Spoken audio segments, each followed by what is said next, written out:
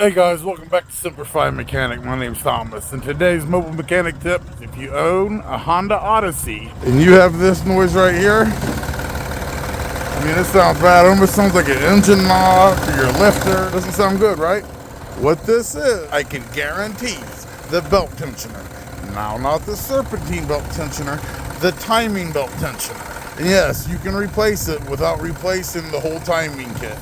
If you have this noise right here, don't panic. Don't let anybody say you need to replace a whole engine or something crazy. If this is my vehicle, I'm going to replace the timing belt tensioner first. If you take my advice or not, that's on you. All I'm trying to do is save you from getting ripped off. I'm trying to save you some money. All I got for today's mobile mechanic tip, and you know what we always say, simplify till next time.